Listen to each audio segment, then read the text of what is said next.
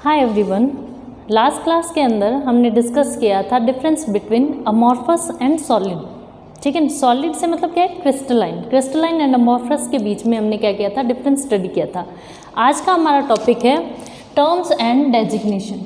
Terms and designation क्या होते हैं, कुछ हमारे पास इसके अंदर कुछ परिभाषाएं हैं, कुछ डेफिनेशंस है और कुछ क्या है, सिंबल्स है, प्रतीक है। ठीक है ना। तो टर्म्स क्या है, कुछ डेफिनेशंस है हमारे पास इस चैप्टर के अंदर पढ़ने के लिए, डेफिनेशंस, एंड कुछ क्या है हमारे पास, सिंबल्स है, प्रतीक है। ठीक है। इन चीज़ों को स्टडी करने से पहले हमें दो चीज़ें, जो दो बेसिक चीज़ें जिनके ऊपर सारे सिंबल्स और सारी टर्मिनोलॉजी आएगी, उन दो चीज़ों को स्टडी करना पड़ेगा। वो है हमारे पास space lattice and unit cell. ठीक है, डेफिनेशन देख लेते हैं। यूनिट सेल क्या होता है। यूनिट एक कोई इकाई है जिसको हम बार बार रिपीट करते हैं, that repeated again and again, बार बार रिपीट करते हैं to give external structure of crystal, जिससे हमें क्या मिले, क्रिस्टल की बाहरी संरचना मिले। ठीक है, अंदर कोई छोटी छोटी इकाइयाँ हैं जिनको बार बार रिपीट करने से हमें पूरा क्रिस्टल जैसा हमें दिखाई देता है, जैसे मिश्री की डली है या नमक की एक डली है, पीस है कोई, तो वो क्या होता है, एक छोटी सी इकाई से मिलकर बना होता है, जिसको हम क्या कहते हैं, यूनिट सेल कहते हैं।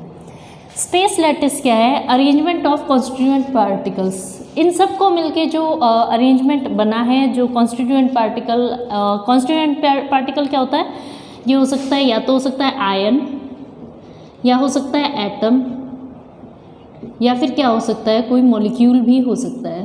रेयर केसेस में मॉलिक्यूल होता है,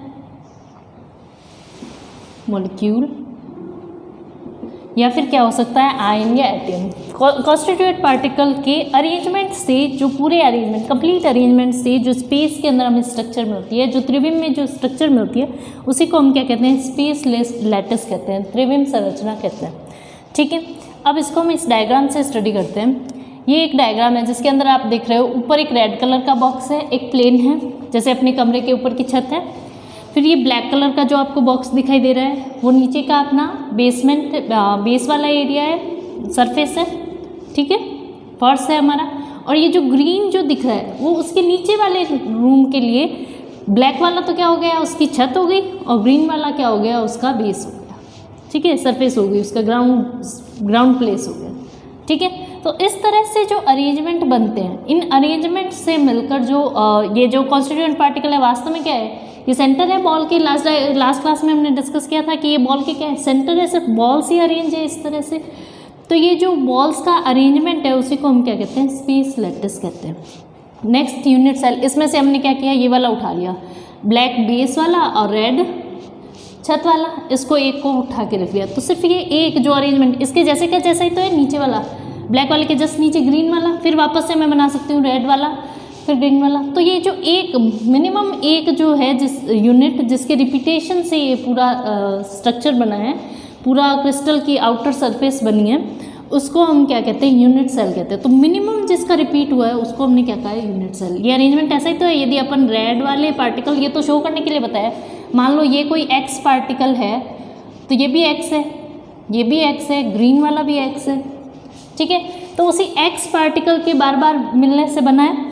तो क्या हुआ है, ये जो एक्स पार्टिकल से मिनिमम जो संरचना बनी है, ये वाली जो संरचना है, इसके रिपीटेशन से तो ये बना है, इसके ऊपर रिपीटेशन से तो फिर वैसा बन जाएगा। तो ये क्या है, रिपीट जो हुई है, उसको हमने क्या कह दिया है, यूनिट सेल कहते हैं। इतनी क्लियर हुई। ये जो आपको ग्रीन एक्सिस दिख रही है, ये वाली, इसको मैं रेड से कर रही हूँ, शायद ग्रीन इसमें शो नहीं हो पा रहा है, तो मैं इसको रेड से वापस ड्रॉ कर देती हूँ। ठीक है, तो इसके अंदर ये ए, बी और सी जो दिख रही हैं, ये आपकी क्या है, एक्सिस है। ए, बी और सी क्रिस्टलोग्राफिक एक्सिस। ये ओ ओरिजिन से स्टार्ट हुई है, ओ ए, ओ बी और ओ सी बना रही है। ये ओ ए, ओ बी एंड ओ सी बना रही है। ये क्या है, आपकी क्रिस्टलोग्राफिक एक्सिस है। क्रिस्टलोग्राफिक एक्सिस क्या है, ये जो आपने ब्लैक वाला देख रहे हो आप पार्टिकल, ये वाला, इसको मैंने इस अरेंजमेंट के अंदर दिखाया है। ये वाला ब्लैक वाला ओ वाला पार्टिकल है, इसी से हमने क्या बना रखी है, यूनिट सेल बना रखी है। इस यूनिट सेल के अंदर यदि किसी एक क्रिस्टल, ये तो है नहीं कि अपने उल्टा पकड़ा है सीधा पकड़ा है, तो हमें किसी एक को ओरिजिन पॉइंट मानना पड़ता है और उससे 3 एक्सिस माननी पड़ती है, जिसमें क्या बने हुए हैं, यूनिट सेल्स बने हुए हैं। तो ये जो हमने मानी है ये क्या कहलाती है, आपकी क्रिस्टलोग्राफिक एक्सिस कहलाती है। ठीक है, अब हो सकता है ये मान लो ये अपना क्रिस्टल है, ये एग्जांपल मान लो आप, ये आपका क्रिस्टल है, तो उसके अंदर क्या होगा, आप इसको ऐसे पकड़ सकते हो, इसको उल्टा भी तो पकड़ सकते हो। तो ये मान लो आपने ओरिजिन पॉइंट माना है, तो ये क्रिस्टलोग्राफिक एक्सिस हो जाएगी। लेकिन आप देखना इसके और इसके बीच में एंगल वही होगा जो इसके और इसके बीच में होगा। ठीक है, इस तरह से हम उल्टा सीधा कैसे भी पकड़ सकते हैं। तो कुछ चीज़ें होगी, चाहे उसको कैसे भी पकड़ो, उसकी क्रिस्टलोग्राफिक एक्सिस के अलोंग उनका रेशियो क्या हो जाएगा, कांस्टेंट हो जाता है। ठीक है, इसको हम आगे स्टडी करेंगे और डेप्थ में, लेकिन एक बार इतना समझ लो OA, OB और OC क्या है, आपके कोई मानी हुई क्रिस्टलोग्राफिक एक्सिस है। हम इसको भी मान सकते थे, तो ये वाले हो जाते, देखो ये यहाँ से इस तरह से इस तरह से। ठीक है, इसको मान लेती तो ये वाले हो जाते, है ना, तो ये वाले हो जाते, तो भी बात वही है, एंगल तो यहाँ भी वही बनने हैं। ठीक, नेक्स्ट हम इसके अंदर पढ़ते हैं इंटरफेशियल एंगल। ये बहुत इंपॉर्टेंट टॉपिक है, ये लॉ ऑफ क्रिस्टलोग्राफी का फर्स्ट लॉ भी बनाता है। इसमें क्या है, ये दो फेसेस है, ये वाला एक फेस है, ये वाला एक फेस, ऐसा कैसा, ये सामने वाला फेस, जैसे इसके अंदर ये जो आपको दिखाई दे रहा है ये वाला, ये एक फेस, ये इसका नेक्स्ट फेस। इन दोनों फेस के बीच में यहाँ जहाँ पे ये काट रहे हैं वहाँ से क्या बनेगा, एक एंगल बनेगा, एंगल फॉर्म होगा। ये देखो ये वाला जहाँ पे ये काट रहे हैं, ये वाला है फेस और ये वाला फेस, ये आपस में जहाँ काट रहे हैं, ये वाला और ये वाला, ये दोनों आपस में जहाँ पे काट रहे हैं उसके बीच जो एंगल बनेगा उसको हम क्या कहते हैं, इंटरफेशियल एंगल कहते हैं। ठीक है, लैंग्वेज इसकी आपको लर्न करनी पड़ेगी, लेकिन समझने के लिए ये है, लैंग्वेज के लिए आपको PDF में सेंड कर दूंगी कि सारी कैसे क्या लर्न करनी है, कैसे लिखना है आपको। ठीक है, सॉलिड एंगल क्या है, सॉलिड एंगल है जहाँ पे तीन फेसेस मिल रहे हैं, जैसे ये कॉर्नर बन रहा है ना, O वाला कॉर्नर, यहाँ पे यहाँ पे यहाँ पे, तो इन तीनों के बीच जो एंगल बन रहा है वो क्या है, आपकी सॉलिड एंगल है। इसे हम A से डिनोट करते हैं। ठीक है, मैंने तो यहाँ इतना ही शो कर रखा है, ये वास्तव में तीनों के बीच में बन रहा है। ठीक है, तीनों के बीच में जो एंगल बन रहा है वो क्या कहलाता है, आपके सॉलिड एंगल कहलाता है। नेक्स्ट है आपके ये जो कॉर्नर पे होते हैं उसको कॉर्नर, फेस आपको पता ही है, ये जो एक सरफेस दो विमाओं में जो, जैसे ये वाली एक सरफेस है तो ये एक फेस है, ये एक फेस है, ये एक फेस, ये भी फेस, ये भी फेस, जैसे डाइस में 1 2 3 लिखा होता है। तो टोटल कितनी हो जाएगी, फेसेस कितने हो जाते हैं, 6। सॉलिड एंगल कितने होंगे इसके अंदर, सॉलिड एंगल हो जाएंगे आपके 1 2 3 4। चलो अभी निकालेंगे फॉर्मूले से, और बताती हूँ आपको। ये है एड्स। एड्स क्या होता है, जहाँ पे दो फेस एक दूसरे से मिलते हैं, ये वाला एक फेस और ये वाला एक फेस, जहाँ पे पूरी लाइन, ठीक है, ये जैसे ये वाला एक फेस है, ये वाला एक फेस है, तो ये पूरी जो लाइन है ये आपके कहलाती है एड्स। ये वाला फेस और ये वाला फेस जहाँ मिल रहा है, तो ये वाली जो लाइन होगी वो क्या कहलाएगी, आपकी फेस कहलाएगी। ठीक है, ये फेस और ये वाली क्या हो जाएगी, आपकी एड्स। ठीक है, अब ये इसके अंदर देखो मैंने क्या किया, जो इसकी OA, OB और OC तीनों क्रिस्टलोग्राफिक एक्सिस है उनको बाहर निकाल लिया।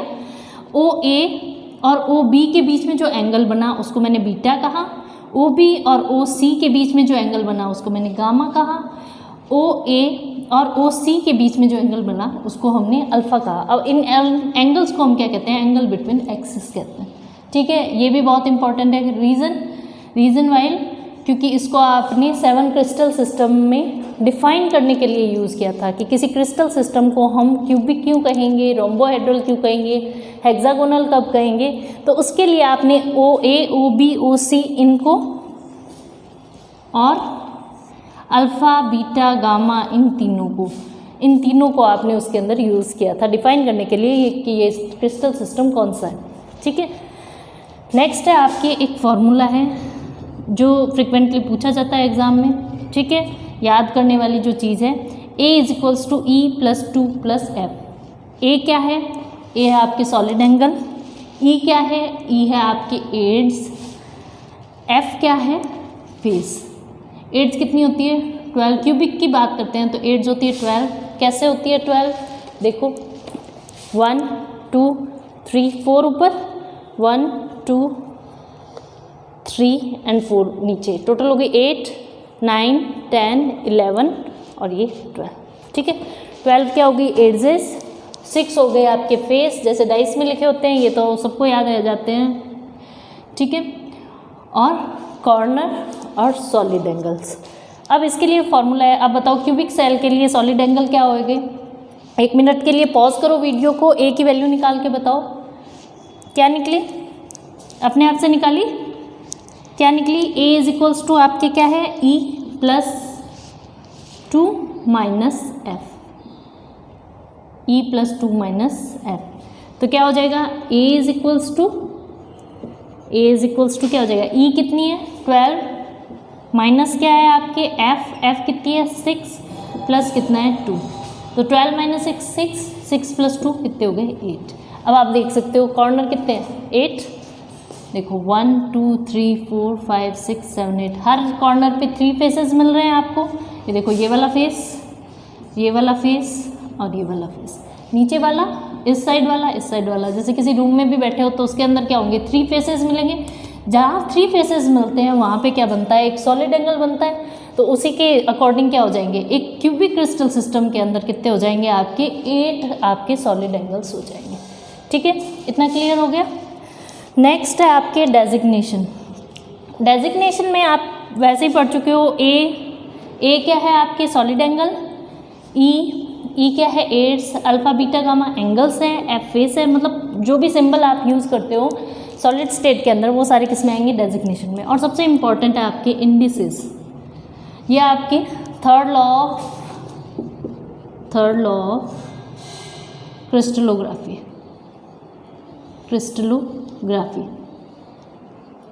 तीन लॉ ही होते हैं, उनमें से थर्ड लॉ है आपके। फर्स्ट लॉ तो आपने कहाँ पढ़ा, इंटरफेशियल एंगल, ये तो क्या बनेगा आपके फर्स्ट लॉ। सेकेंड लॉ बनाएगा आपके लॉ ऑफ सिमेट्री, और थर्ड लॉ क्या बनेगा, इंडिसेस। ये बहुत इंपॉर्टेंट है, इसको हम डेप्थ में स्टडी करेंगे। ज़्यादातर क्वेश्चन इस वाले आज वाले पोर्शन में समझने के थे। ये क्वेश्चन जो है वो पूछा जा सकता है आपको, सॉलिड रूल पूछा जा सकता है। सॉलिड रूल क्या है, A is equals to E plus 2 minus F. ठीक है, सॉलिड स्टेट का रूल क्या है आपके, A equals to E plus 2 minus F. हो जाएगा लर्न। नेक्स्ट हम लास्ट क्लास में डिस्कस कर चुके थे डिफरेंसेस, और डिस्कस कर चुके थे हम स्ट्रक्चर्स 7 क्रिस्टल सिस्टम की। आज हमने इसके टर्म्स और डेजिग्नेशन देख लिए। अब जो आपके चैप्टर स्टार्ट होएगा वो कंसेप्चुअल स्टार्ट होएगा। इस चैप्टर के अंदर नेक्स्ट जो टॉपिक इस चैप्टर के अंदर स्टार्ट होंगे वो आपके जो होंगे वो law of first law, second law and third law of crystallography. ठीक है, तो इतना इसको समझ के रखना ताकि आपको आगे कोई प्रॉब्लम नहीं आए। Happy learning.